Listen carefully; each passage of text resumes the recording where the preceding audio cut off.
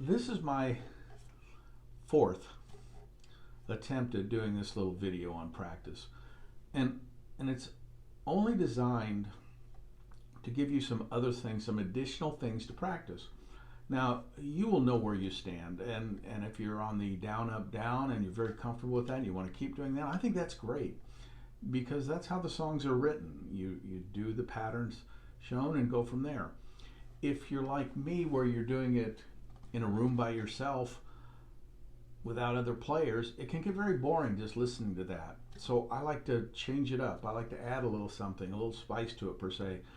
And that's what I'm going to do now. I'm going to show you what I do when I'm practicing on different songs. And I hope it helps. I hope it helps all of you. I'm going to do it on Wayfaring Stranger. It's just a nice song. The first time I heard it was on a television show called Then Came Bronson. It's an old show, and Michael Parks sang a version of it. And I've never heard his version since, but I really loved it, and I do love the song. It's a fun song.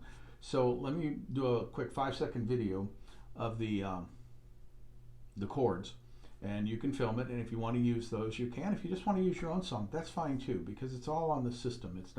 It's not on the song per se. So here it is.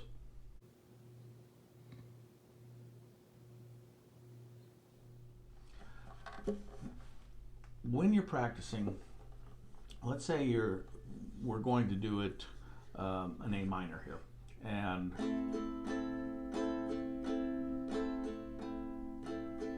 it's the old down, up, down, and you can speed it up, slow it down. It's still the down, up, down, and I will change that. I like to use my thumb. I like to pluck the strings individually, go all the way down, all the way back, never repeating a string, just all the way down, all the way back. After I do that, I will also, or after you're comfortable with doing that, oh yeah, A minor.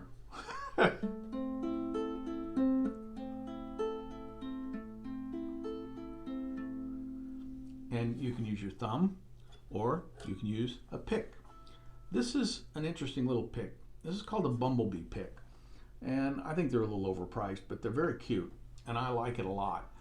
It goes in and out, and you can also change the angle, so once it's on, it stays on very well too. You can set it so that when your thumb is here, it's in the correct position for you. And it sounds good. Now, when you're using your finger as well, the pick will kind of drown that out. So a lot of times I will take the pick off and just use my thumb. Now I cut my nails, both sides, both my left and my right hand. Left hand you have to if you're right-handed to keep for the neck. The right hand, I just like the sound of it, just soft. If I want it, first of all, I can't grow long nails; they break off and whatnot. But so we're going to go with the thumb. And now we're going to add the first finger.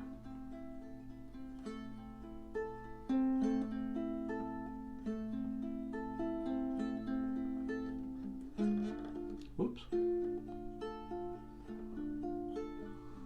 I guess that's why we practice. Now what am I doing with that first finger? It's not altering. I use my first finger at the same time I'm using my thumb. Keeps it very simple. It's a no-brainer. You don't even have to think about it. You just get in the habit of doing that as long as you practice it.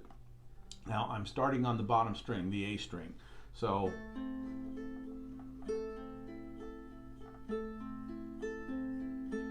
and when I switch chords, I'm going to go to the D minor.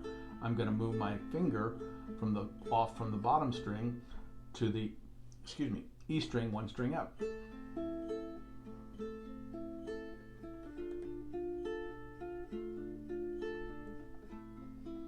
When I get to the chorus,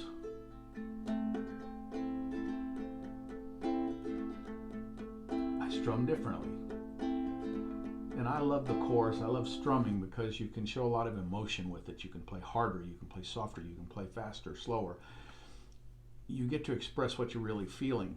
Now, you don't want to drown out whoever is singing or whoever else is playing. That being said, you get to express yourself a little bit better. Now, the strum I do, do I ever just go? Absolutely. But usually I hit the top part of the strings and the bottom part of the strings. Top, bottom, or top, top, top, bottom, bottom, bottom.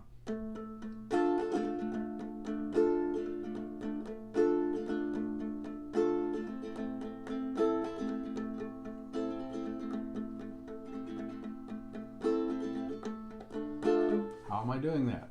I use my finger. Sometimes I'll use my finger and my thumb, and I'll hold them together as if they're holding a pick, and I'll hit the back of my nail on the strings. If I'm using a pick for playing notes and then I want to start strumming, I just use my finger all by itself without my thumb. And it just works out that way. Now, for that one, you need a very loose wrist. And if you've got it, it's just practice like this so you don't drive everybody in the house crazy. Last thing you want them doing is shutting the door on you. Really hurts your feelings. I know. So now, if you can't do that one, it's not a problem. There are hundreds of different patterns or ways to strum, and you have to find one that you like, one that fits your personality, your ability, one that you can do and that you can practice and practice and practice.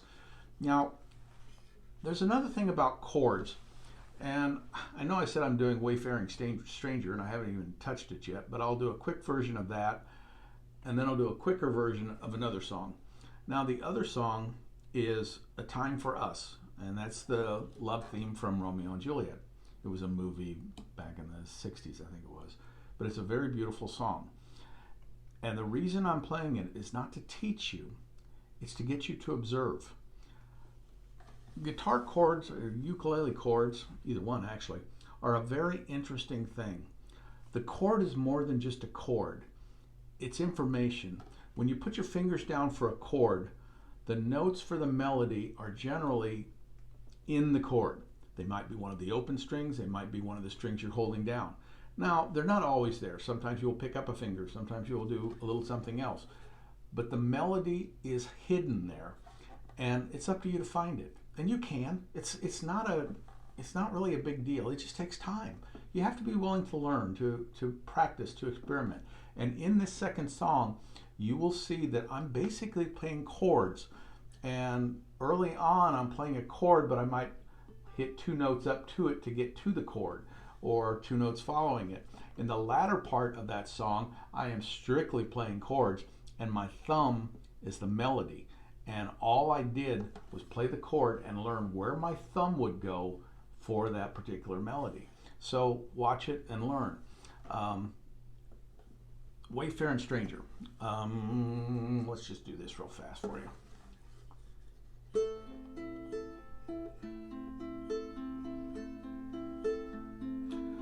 I'm just a poor wayfaring stranger, traveling through this world of woe. There's no sickness, no toil, no danger to that bright world, to where I go. I'm going there to see my Father, going there no more to roam.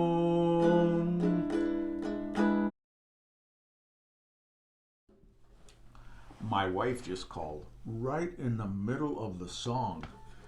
It happens. What the heck? So you get the idea.